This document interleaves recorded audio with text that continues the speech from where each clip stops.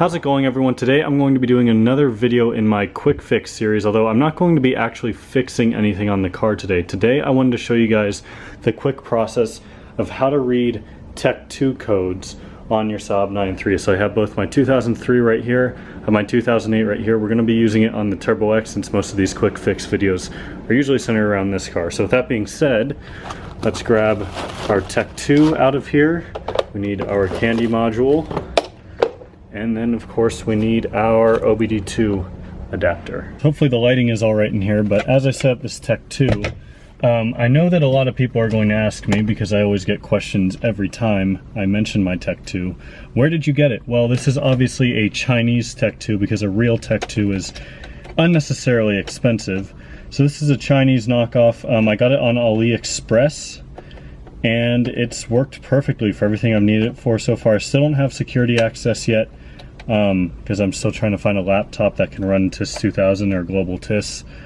So still working on that, but this has given me no issues so far. And I'll show you guys very quickly, once I have it hooked up here in a minute, how easy it is to read any fault codes. Now this is not just reading a check engine light like your standard code reader, $20 AutoZone code reader can read. So if you have, for example, an airbag light like my 03 had, I can use my Tech2 as I unplug my eSID2. If you're wondering what the eSID2 is and how cool it is and all of its features it has, make sure to click the link up here in the top corner to learn more about that. It's a very cool tool, and you can actually read codes from that as well. This can tell me, for example, if I have an airbag light on or if I have a different light on in my car that an OBD2 scanner can't tell me. I mean, the Tech2 can do a million things, like it can change a bunch of different settings on the car and stuff like that, but in terms of just diagnostics, like we're going to go into right here, and we're going to select our year. We're going to go down to all, and we're going to go straight to DTCs right here, and we're going to vehicle check and read. So now it's just going to go through a few things. It's going to click, it's going to ask for the key to be inserted. I should probably do that. Turn it to the on position. It's going to go through this menu here. It's going to make some fun buzzing noises. So anything that could possibly be wrong with the car, like let's say your cruise control doesn't work, you'll get a code saying that your cruise control stock doesn't work. Let's say your fuel gauge doesn't work, there's a code for that, that'll come up. Let's say your mirror switch doesn't work, there's a code for that, that'll come up. So you can have like 30 codes that'll come up with this car and not have a check engine light.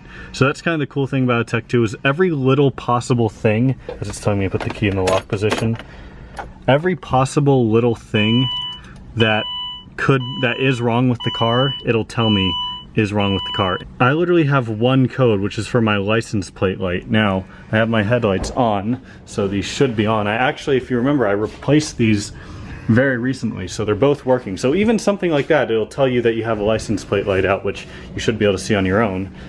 But there you go, guys. I guess this isn't too interesting. I could scan this car and show you like the 10 codes that it has.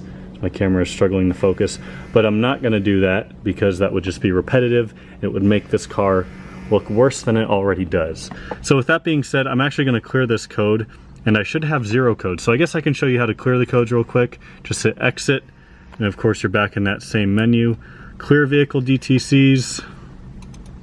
So it's pretty much just functioning as like a super intuitive and knowledgeable OBD2 reader and nothing more. So, you know, is it worth the $300 for this?